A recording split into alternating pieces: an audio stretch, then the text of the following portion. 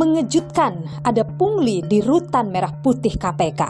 Angkanya tak main-main, 4 miliar rupiah. Kok bisa lembaga yang harusnya bebas perilaku korup malah jadi ladang korupsi? Ada apa di balik jeruji besi Rutan KPK? Saya akan mencari jawabnya.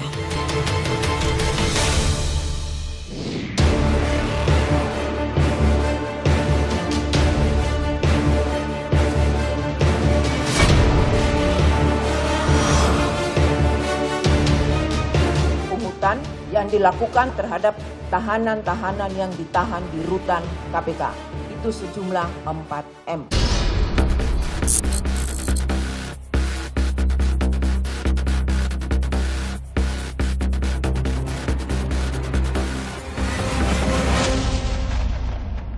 Kita masuk ke dalam Rutan KPK. Itu ada CCTV. Ini juga CCTV di atas kita. Kita coba masuk ke dalam Rutan KPK, tempat yang paling ditakuti oleh para koruptor. Mbak, ada keperluan, Pak? Saya Yonatan. Udah dapat izin dari Karutan. Silakan.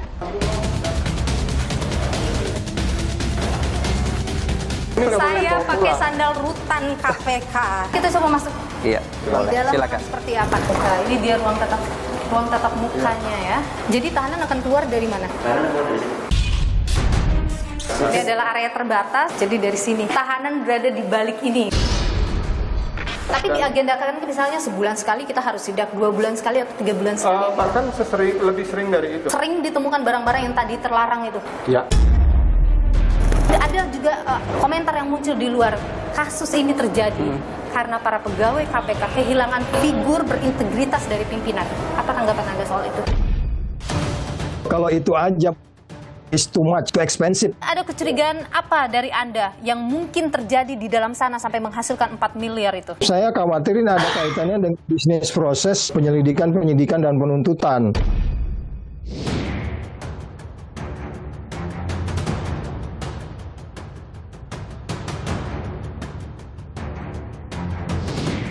Ini adalah Rutan Gedung Merah Putih KPK, tempat yang paling ditakuti oleh para koruptor.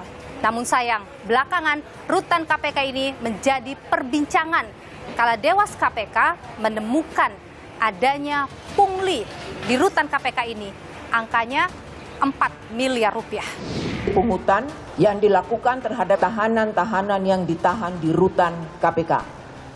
Jumlah sementara yang sudah kami peroleh itu di dalam 1 tahun, periodenya Desember 2021 sampai dengan Maret 2022, itu sejumlah 4M. Ironis, lembaga yang bertugas memberantas korupsi malah jadi tempat perilaku korup bertumbuh subur. Atas kejadian ini KPK meminta maaf dan membentuk tim khusus untuk mengusut kejadian ini. Wakil Ketua KPK Nurul Gufron menyebut dugaan pungli yang terjadi terkait dengan penyelundupan uang dan juga alat telekomunikasi. Para pegawai yang diduga terlibat dalam pungli ini sudah dinonjobkan untuk mempermudah proses penyelidikan dan juga penyidikan dugaan pungli ini. Bahwa rutan itu adalah tempat yang terbatas.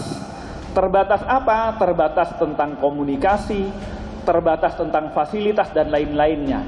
Untuk mendapatkan fasilitas-fasilitas itu, yang mestinya tidak boleh bawa duit, tapi untuk memasukkan duit itu butuh duit. Atau tidak boleh berkomunikasi, untuk kemudian butuh komunikasi, alat komunikasi masuk itu butuh duit. Di sekitar itulah pungutan-pungutan liar itu terjadi. Menko Polhukam Mahfud MD pun angkat bicara. Ia meminta kasus ini dibuka ke publik. Ya bagus lah. Bagus dalam arti yang begitu itu harus dibuka ke publik dan sesudah itu ditindaklanjuti secara hukum. Karena pungli itu adalah tindak pidana. Komisi 3 DPR juga menyoroti hal ini. Selain meminta kasus ini diusut tuntas, Komisi 3 DPR juga memungkinkan akan memanggil para pimpinan lembaga anti rasuah ini. Harus ditindak, ya, baik dalam konteks kedinasan maupun secara hukum. Kita tunggu saja. Jadi saya pikir ini tidak jangan ya sampai mencoreng kerja KPK yang sudah bagus selama ini. Hanya dalam kurun waktu 4 bulan, Saudara, Desember 2021 hingga Maret 2022, pungli ini diduga bernilai 4 miliar rupiah. Bahkan oleh Dewas disebut angkanya bisa saja lebih. Benarkah pungli ini hanya terkait dengan 2 hal saja, penyelundupan uang dan juga alat telekomunikasi? Saya akan masuk ke dalam, saya akan melihat, Saudara, seperti apa sebenarnya rutan KPK ini, seperti apa pengawasannya, kemudian juga pengamanannya, mungkinkah ada celah untuk melakukan tawar-menawar ataupun transaksi antara tahanan dengan petugas di dalam. Ikuti saya, Saudara.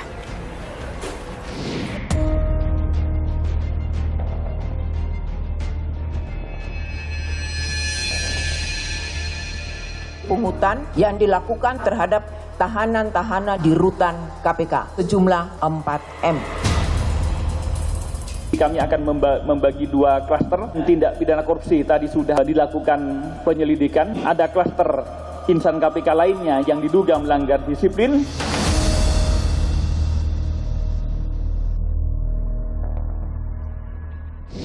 Selamat pagi, apa kabar Pak Yonatan? Sehat selalu? Selamat pagi Ibu Nilo, apa Sehat? kabar? Sehat. Sehat. Mas Ali sehat juga? Apa kabar? Cerah sekali ini, meskipun diterpa isu yang tidak sedap, tetap cerah ya, tetap semangat ya. Harus tetap semangat.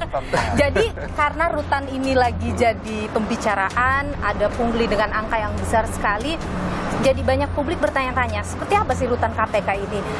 Potensi main mata itu benar, besar peluangnya terjadi di sini. Jadi saya boleh nanya-nanya sambil lihat-lihat, boleh ya?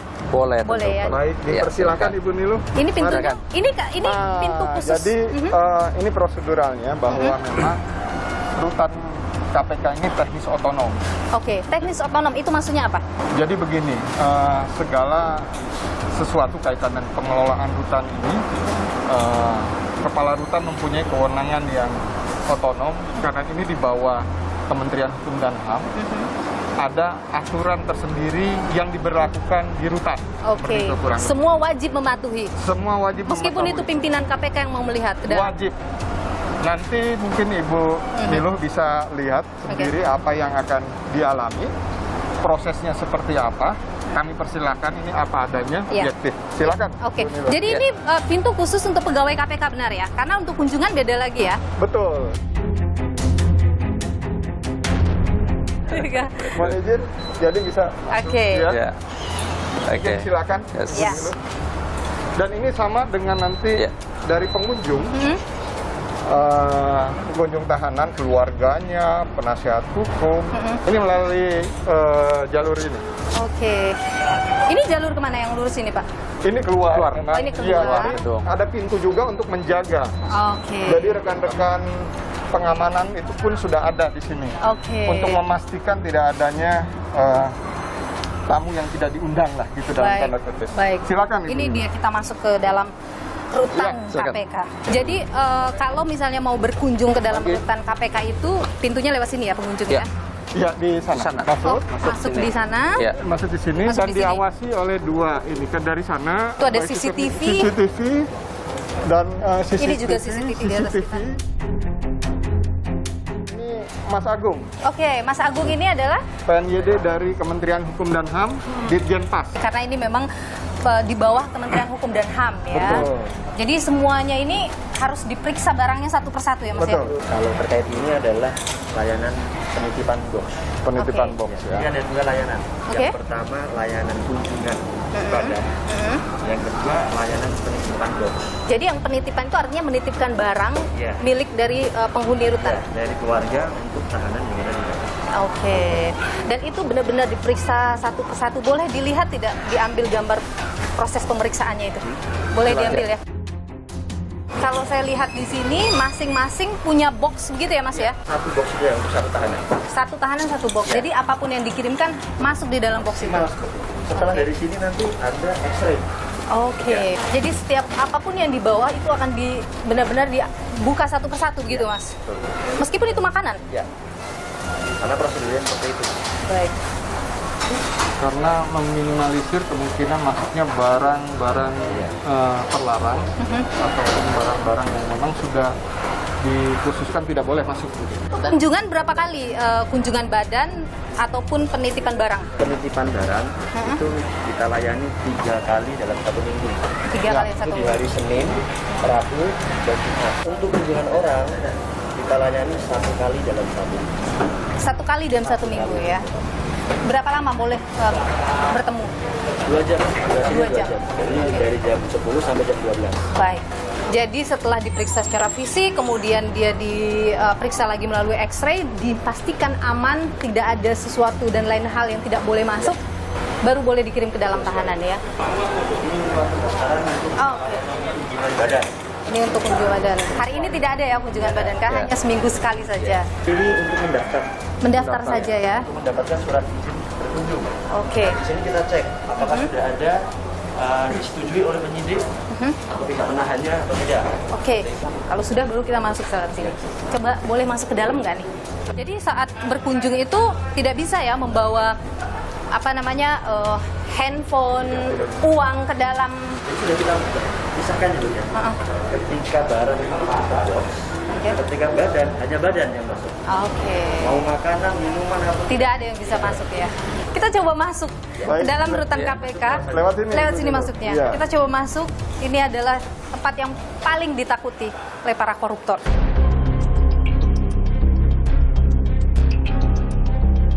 Sekali.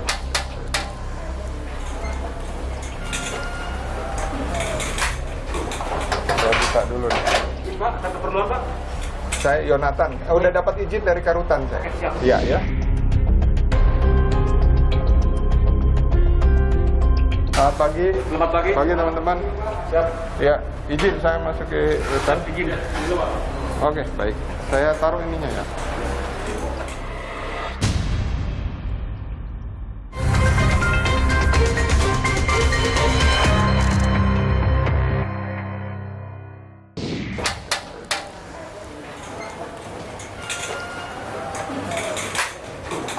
Saya buka dulu nih. Pak, ada keperluan Pak? Saya Yonatan. Udah dapat izin dari Karutan saya. Siap. Iya ya. Selamat pagi. Pagi teman-teman. Siap. Ya, izin saya masuk ke rutan. Izin dulu Pak. Oke, baik. Saya taruh ininya ya. Oh, saya di sebelah sana. Jadi ini dipisah untuk perempuan dan laki-laki begitu. Ini ya? Oke. Ini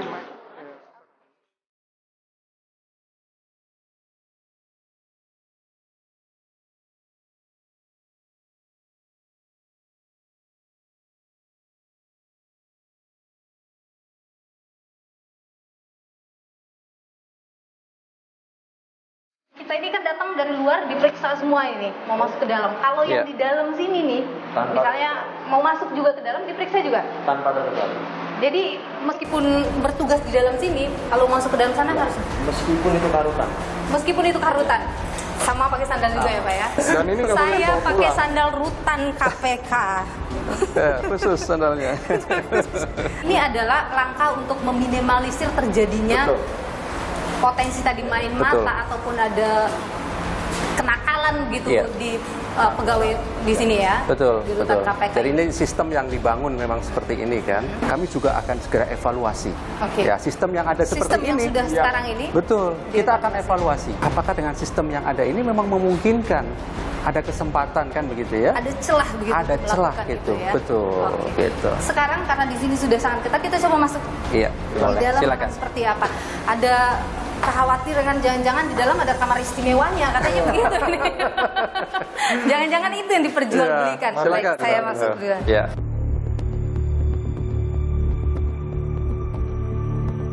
Oh, Ini ruang tatap muka keluarga. jadi ketika dari luar sudah diperiksa masuk ke dalam sini? Tadi di luar kan sudah membawa surat izin ya Bu ya? Iya. Nah, itu ada fotonya. Suratnya akan ditukarkan dengan ID card yang ada foto tahanan yang akan diresuk. Oke, dia akan pakai ini ya, salah satunya. Dan Oke. Misalnya nomor 1 gitu. Nah, setelah itu baru boleh masuk dari baru sini. boleh masuk dan maksimal 3 orang. Satu kunjungan, satu tahanan maksimal 3 orang dalam sekali kunjungan itu ya. Jadi ini dia tempat bertemu dengan tahanannya. Ya. Oke. Ini tempat belajar, ruang tatap muka. Ruang tatap muka. Ini dia ruang tatap mukanya ya. Ini kami siapkan Ini apa ini? dulu untuk kunjungan online. Oh, ketika COVID ya? Iya. Oke. Masih ada kunjungan online, Mas Agung? Untuk sementara ini masih. Oke, masih. Ya. Ini ada CCTV juga ini di sini misalnya. Ada CCTV. Itu CCTV di belakang saya, itu juga Iya. CCTV. Ini hanya satu penjaga saja di sini ya? Untuk penjaga ada 2. Ada 2. Ya, Oke. Selain itu juga kita backup oleh petugas penjagaan pengamanan di depan. Jadi ketika ramai Iya. bisa Ada masuk troli di juga. berjangka. Oke. Baik. Sekarang ini di dalam rutan ini ada berapa tahanan? Dan berikutnya 30. Ada 30. Kapasitasnya berapa ini? 30.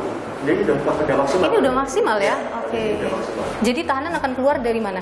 Karena keluar dari sini. Dari sana ya. Oke. Area terbatas ini. Ini adalah area terbatas. Oke. Jadi dari sini masuknya, tapi tidak boleh masuk ya. Tapi kita tidak bisa masuk. Tapi tahanan berada di balik ini gitu ya. Jadi ruang tahanan ada di dalam sini. Itu mereka dalam bentuk seperti apa sih Mas? Ruang tahanan itu apakah kamar-kamar atau dalam satu ruangan ada berapa orang yang tinggal atau seperti apa? Jadi di MP Merah Putih ini ada 2 blok tahanan. 2 blok tahanan. Blok tahanan, blok pria dan blok wanita. Oke. Blok pria ini ada 6 kamar dulunya Oke. dan 3 kamar isolasi. 4 kamar itu besar untuk 4 orang. Ada 2 kamar itu besar untuk 3 orang. Yang isolasi itu apa perbedaannya dengan kamar yang umum tadi? Jadi perlu kami jelaskan, kamar isolasi itu diperuntukkan tahanan baru yang setelah dinyatakan menjadi tersangka dari konferensi di depan, nanti diterima kepada kami, itu kita melakukan isolasi selama 3 hari. Oke, kenapa diisolasi? Alasan keamanan dan kesehatan. Oke. Ketika yang bersangkutan itu membawa virus flu atau bagaimana, tidak bisa inkubasi. Oke, di 3 hari. Kemudian yang kedua, keamanan. Kita bisa melihat juga apakah di dalam ini ada musuh beliau atau tidak, seperti itu. Ada ancaman beliau atau tidak. Selama ini ada tidak yang kemudian kedapatan ada ancaman seperti itu? Selama ini, selama saya berada di sini, tidak. Tidak ada ya. Oke. Kamar isolasi yang 3 hari itu fasilitasnya atau isinya sama dengan kamar yang tadi? Oke. Bentuknya sama. Ini kan ada informasi juga ya bahwa rutan KPK ini tidak manusiawi. Kami pastikan seluruh hak-haknya kami penuhi, Oke. gitu ya, dari kunjungan keluarga, kunjungan penasihat hukum, kunjungan rohani, kunjungan lain-lain yang diperbolehkan sesuai dengan aturan. Dokter Kami misalnya penuhi. kesehatan? Termasuk dokter kesehatan. Oke. Ya. Kami juga punya klinik, gitu kan. Ada khusus untuk kemudian dokter yang memeriksa para tahanan KPK yang kemudian ada keluar kesehatan misalnya ya. Untuk rekomendasi harus dibawa keluar misalnya ke rumah sakit tertentu yang dibutuhkan sesuai dengan kondisi kesehatan. Oke, jadi bisa tahanan ketika membutuhkan perawatan di luar bisa dilakukan? Bisa. Sepanjang kemudian ada rekomendasi dari dokter rutan KPK. Artinya ada celah bisa jual beli tadi itu? Apa rekomendasi misalnya untuk bisa dirawat di luar?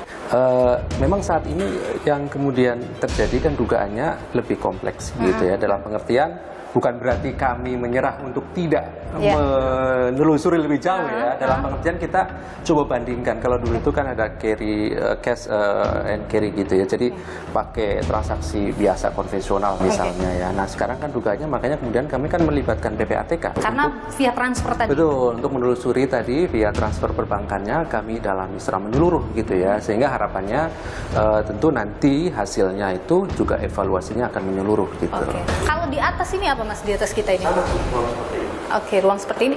Ruang kunjungan juga? Boleh kita lihat ya? Oke. Ada berapa lantai ini? Hanya 2. Hanya 2 dan di atas.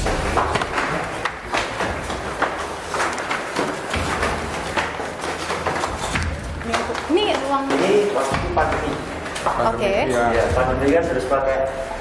Oh. Iya, ini ada sekatnya. Jadi hanya di sini pengunjungnya, di sana tak ada. Oke. CCTV Itu juga ada ada di sana. CCTV. Ini juga ada CCTV. Ini CCTV lebih banyak lagi nih.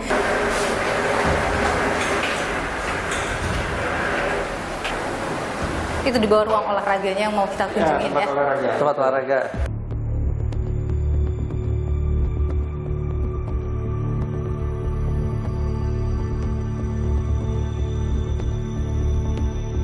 Apa sih barang yang boleh dibawa oleh tahanan di dalam rutan dan yang tidak boleh? Komunikasi tidak boleh.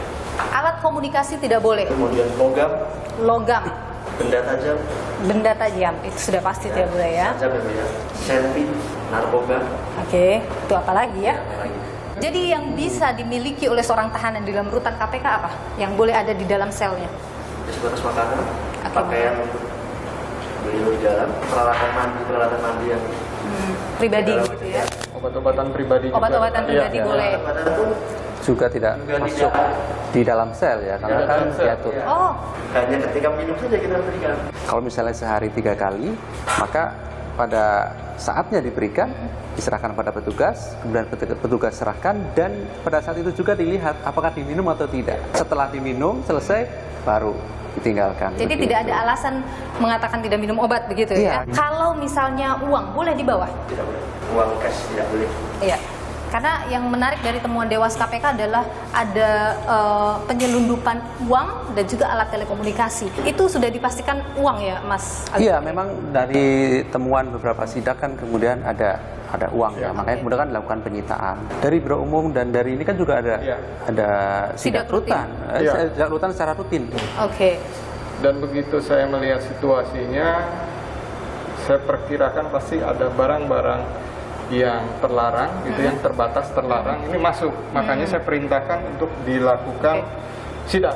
Tapi diagendakan misalnya sebulan sekali kita harus sidak, 2 bulan sekali atau 3 bulan sekali? Bahkan lebih sering dari itu, saya perintahkan ke Karutan. Oke. Tapi Dalam kan sidak harus- itu sering ditemukan barang-barang yang tadi terlarang itu? Ya. Sering? Ya ada pasti, ada. Jadi Paling banyak apa Pak yang biasa ditemukan? Yang pernah terjadi yang seperti disampaikan Pak Ali tadi, Pak Iya. Ali Fikri, dan itu faktual. Uang, handphone. Iya, seperti itu. Jadi di balik ini sudah ruang tahanan. Bang. Boleh ngintip nggak sih? Boleh, silakan.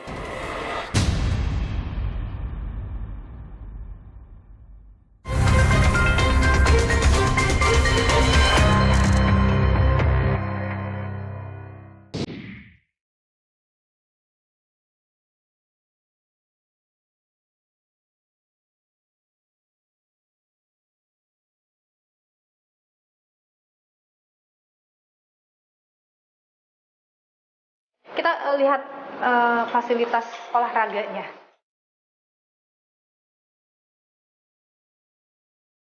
Baru masuk sudah langsung disambut 3 CCTV di sini nih. Iya. Jadi, 1, 2, iya. dan 3. Jadi Tahanan ini bisa lewat pintu dapat matahari sendiri. dari sini. Iya, bisa berjemur, bisa Masalah berjemur. menjamin kesehatan juga ya. Iya. Ada hak. Iya. Aktivitas. Kalau kita lihat nih ada 2 sepeda statis. Ini juga bisa main pingpong.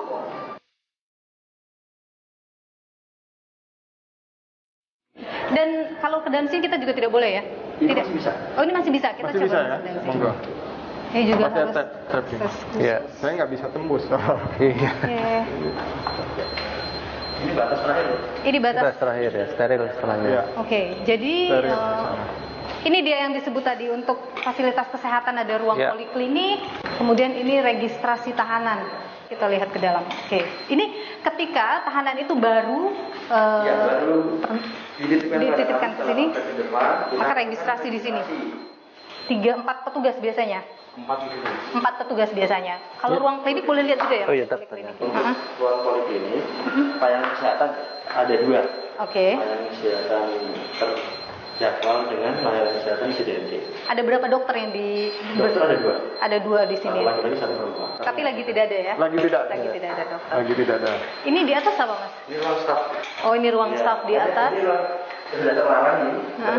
Dan Sudah tidak bisa masuk. ini sudah tidak bisa Jadi kalau masuk. pegawai mau ke atas naik ini. Jadi di balik ini sudah ruang tahanan. Bang. Boleh ngintip nggak sih? Boleh, silakan. Ruang tahanan wanita Jadi di kalau sini. ini Ini barang-barang apa ini? Untuk apa? Barang-barang Jadi bagian di lemari dalam tidak ada lemari ya bukan? Pakainya ini. Pakainya box besar ini. Jadi Oke.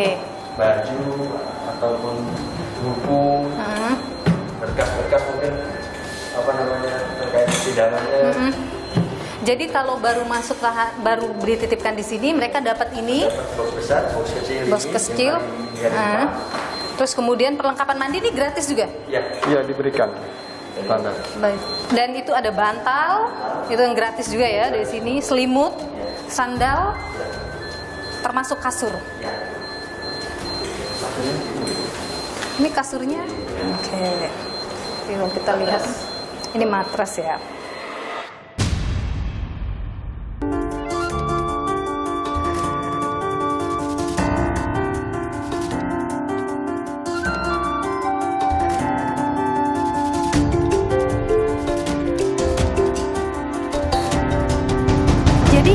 Hasil penyelidikan itu soal bayar-membayar untuk selundupkan uang, untuk selundupkan handphone begitu.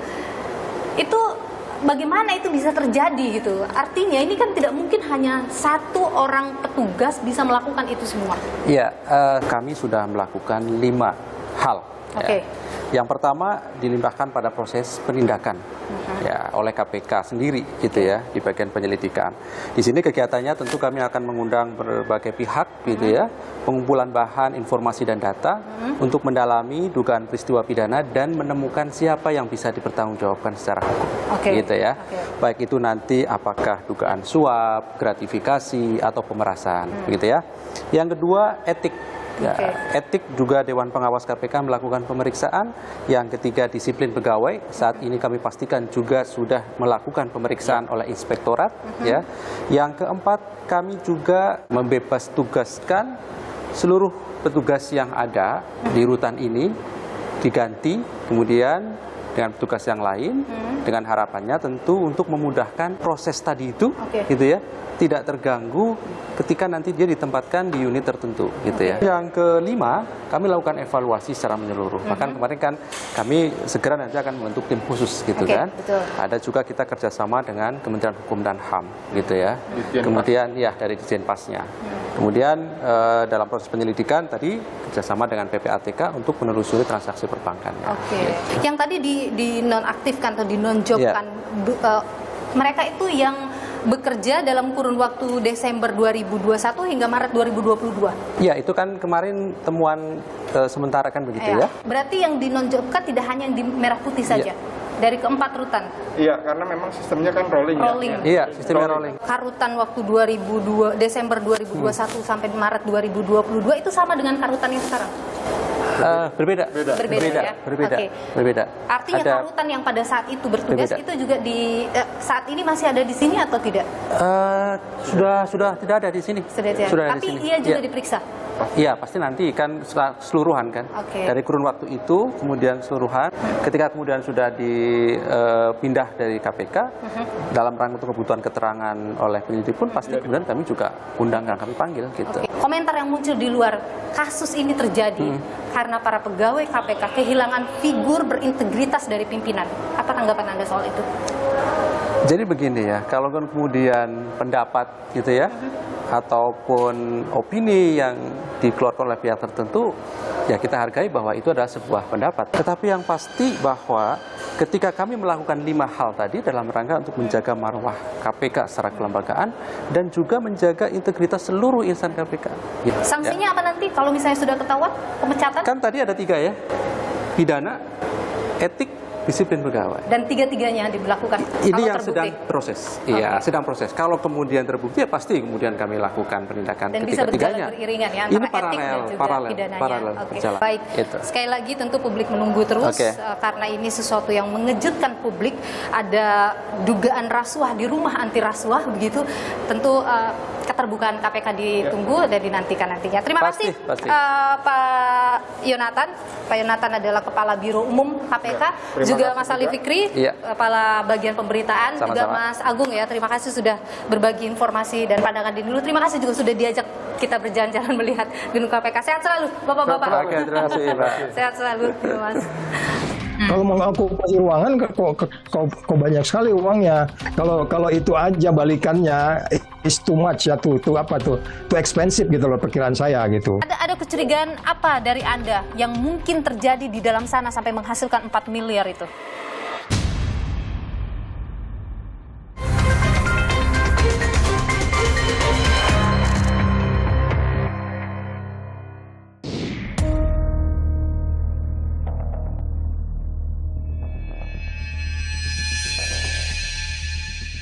Pungutan yang dilakukan terhadap tahanan-tahanan di rutan KPK sejumlah 4M. Kami akan membagi 2 klaster tindak pidana korupsi. Tadi sudah dilakukan penyelidikan. Ada klaster insan KPK lainnya yang diduga melanggar disiplin.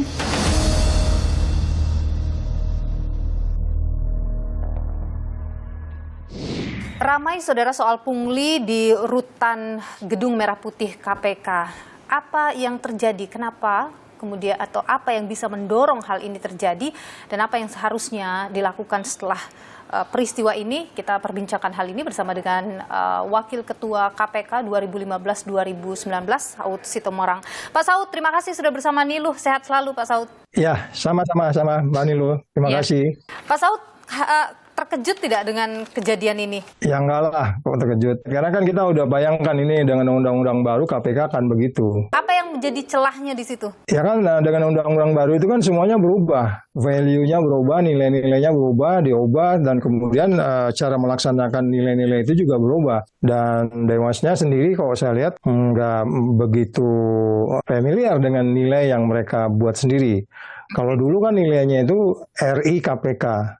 R-nya religious, integrity, kepemimpinan, profesionalisme, dan keadilan. Itu religiusnya dibuang, religiusnya dibuang, diganti dengan is KPKI-nya jadi integrity, S-nya sinergi kepemimpinan. Nilai-nilai itu dijabarkan. Apa itu integrity? Nanti kemudian perilaku orang dilihat. Apa yang dilanggar dari nilai-nilai itu gitu. Jadi Anda mau bilang bahwa saat ini pimpinan KPK maupun di Dewas KPK tidak ada sisi integritas itu yang bisa dicontoh oleh bawahan? Ya tidak hanya integritas saja, mereka nggak sinergi kan. Masa sih integritas bocorin rahasia gitu ya. Nah, terus kemudian masa sih mecat-mecat orang di integritas, kepemimpinannya apa begitu leadershipnya. Terus kemudian profesional apa begitu profesional. Yang namanya profesional kan terbuka. Anda harus di check and balance. Anda tidak boleh konflik of interest. Terus kan kalau bicara keadilan apalagi gitu. Pak Saud, kalau misalnya Dewas bekerja dan kemudian menemukan hal ini, apakah itu tidak bisa kita pandang positif bahwa memang Dewas bekerja ingin membereskan begitu hal-hal yang tidak baik di pegawai KPK? Dewas ini pun saya lihat itu hanya tajam ke bawah tapi tumpul ke atas. Dia bilang dia proaktif ke bawah. Kami yang nemukan gitu. Tapi yang kemudian pimpinannya nunggu sampai 16 entitas dulu yang lapor baru ada follow up gitu. Sebenarnya kan dia harus proaktif di mana saja. Tapi Pak Saud, kalau dalam melihat kasus ini, dalam pandangan Anda, mungkinkah ini dilakukan hanya orang per orang, sipir tertentu saja atau penjaga tertentu saja, atau jangan-jangan ini terstruktur dari atas ke bawah? Kalau kemarin melihat cerita itu kan katanya melibatkan beberapa orang, berarti udah sistemik gitu, melibat satu case ini melibatkan beberapa orang. Dan beberapa orang berarti kan masing-masing punya pekerjaan kan. Cuman kan saya kembali bertanya, ini sebenarnya dalam rangka mengokupasi ruangan atau apa gitu. Kalau mengokupasi ruangan kok banyak sekali uangnya. Kalau itu aja balikannya is too much ya, too expensive gitu loh perkiraan saya gitu. Ada kecurigaan apa dari Anda yang mungkin terjadi di dalam sana sampai menghasilkan 4 miliar itu?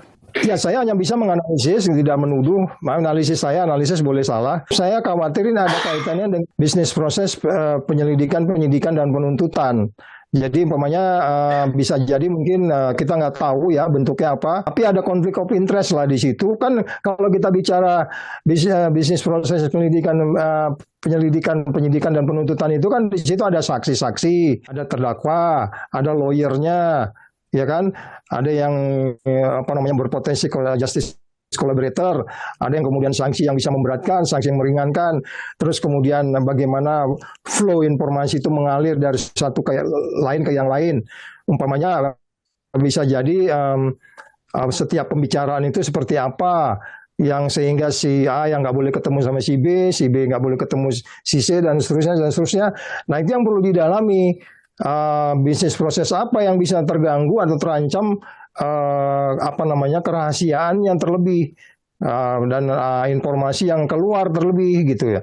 Ini yang mungkin kita perlu dalami lagi, tidak hanya sekedar jadi sebuah sebuah HP begitu. Itu juga nggak common sense banget menurut saya. Kalaupun hanya sekedar occupy ruangan atau mengisi ruangan, itu sebenarnya kan bisa dipantau dari kamera yang menurut saya nggak perlu lama sampai kayak gini. Jangan-jangan ini sudah terjadi beberapa tahun ke belakang bisa jadi. Menurut Anda apa yang harus dilakukan pimpinan KPK sekarang di situasi ini? Ya, ini kan saya pikir mereka harus bertanggung jawab semua pasti ya. Itu kan mereka kolektif kolegial. Jadi sekali lagi harapan kita ya pimpinan yang mereka harus merevaluasi ini secara tuntas. Tapi saya sedikit skeptik itu nggak mungkin sebelum nanti undang-undang KPK lama dikembalikan lagi. Baik. Pak Saud Situmorang, Wakil Ketua KPK 2015-2019. Terima kasih sudah berbagi pandangan di Niluh. Pak Saud, sehat selalu. Om Swastiastu. Kalau dugaannya bahwa bukan hanya orang-orang di bawah ini dan ada pihak misalnya middle sampai ke up, yaitu kalau misalnya diperiksa langsung oleh KPK, apa itu tidak konflik kepentingan? Jangan-jangan nanti malah memperbesar kemungkinan tidak terungkapnya pihak-pihak yang harusnya paling bertanggung jawab.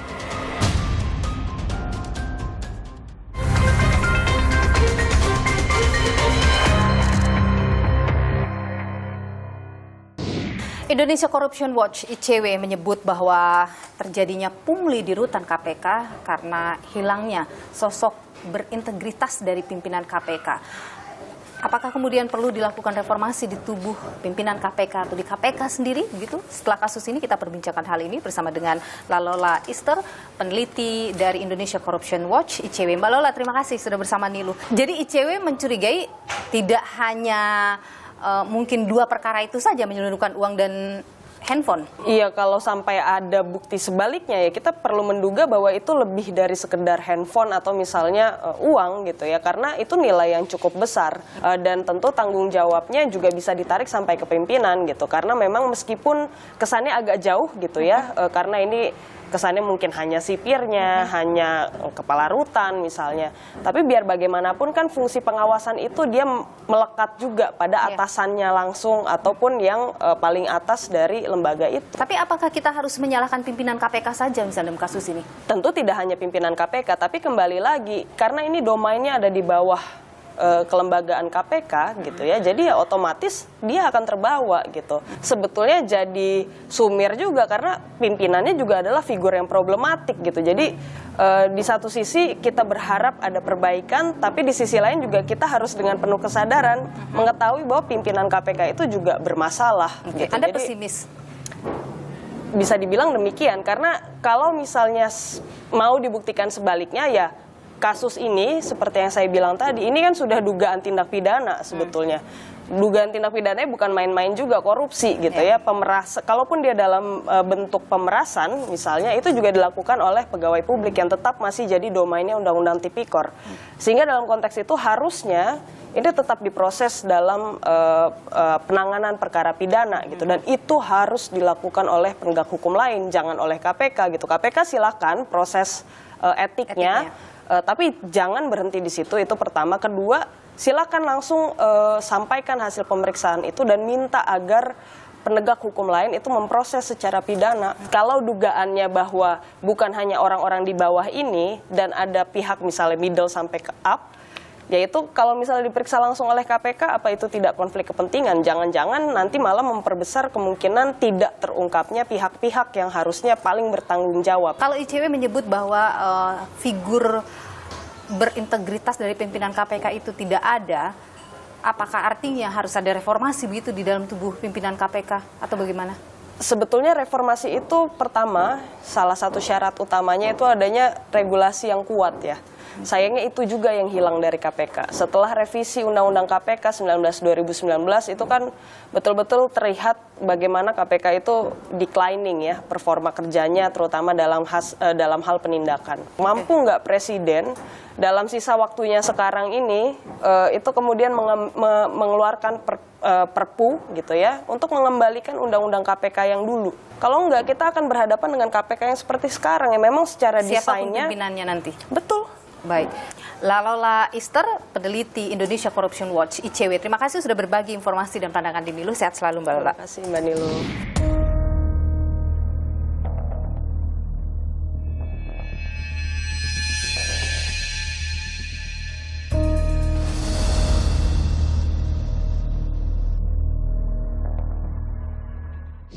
Ini bukan sesuatu yang baru, cuman baru karena Dewas berani mengumumkan itu kepada publik. Oleh karena itu sekali lagi KPK harus membersihkan dulu dirinya, baru kemudian bisa melakukan hal-hal di luar. Bukan hanya zaman Pak Firly, zaman Samad malah. Menurut saya hal-hal ini ditutupi oleh zaman Samad. Komisi Pemberantasan Korupsi tak henti jadi sorotan. Belum selesai kasus dugaan kebocoran informasi penyelidikan korupsi di Kementerian ESDM yang menyeret Ketua KPK Firly Bahuri, muncul kasus baru. Dewan Pengawas KPK temukan pungutan liar di rumah tahanan KPK senilai 4 miliar rupiah.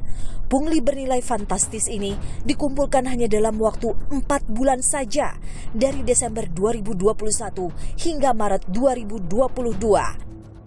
Namun KPK menduga pungli sudah terjadi sejak lama di rutan KPK. Ada yang kemudian kasus-kasus transaksi lainnya yang mungkin cash dan yang diduga terjadi jauh sebelum tahun lalu. Terungkapnya pungli di rutan KPK makin menambah daftar skandal yang pernah menghinggapi insan KPK. Sebelumnya, mantan Mensos Idrus Marham pernah ketahuan menyuap pengawal tahanan sebesar Rp300.000 demi longgarkan pengawasan saat Idrus berobat keluar rutan. Kepala Perwakilan Ombudsman Jakarta, Teguh P. Nugroho, yang waktu itu mendapati Idrus melenggang bebas tanpa pengawalan ketat di sekitar Rumah Sakit MMC Jakarta. Pengawal tahanan KPK berinisial M akhirnya dinyatakan bersalah dan dipecat dengan tidak hormat. Kemudian Wakil Ketua KPK 2019 Lili Pintauli ketahuan menerima gratifikasi berupa fasilitas mewah menonton MotoGP Mandalika serta penginapan di Nusa Tenggara Barat senilai total Rp90 juta. Lili sempat menggunakan fasilitas tersebut dan mengajak serta 11 orang lainnya. Namun sidang etik terhadap Lili tak sempat dilakukan lantaran Lili keburu mengundurkan diri dari KPK. Selanjutnya, bekas penyidik KPK Stefanus Robin bekerjasama dengan pengacaranya Maskur Husain. Robin menerima suap senilai lebih dari 11 miliar rupiah dari sejumlah kepala daerah dan pengusaha yang berperkara di KPK. Akibat ulahnya merusak citra KPK, Robin mendekam 11 tahun di penjara dan wajib membayar uang pengganti senilai 2 miliar rupiah. Merawat kepercayaan publik bukanlah hal mudah. Di tengah keterpurukan KPK dalam menjaga maruah, dukungan dari masyarakat dan pemerintah, menjaga KPK tetap berjalan di rel kebenaran menjadi penting agar ke depan lembaga anti rasuah ini tak lagi berulah. Integritas harusnya tak bisa dibeli bagi yang tak mampu memiliki.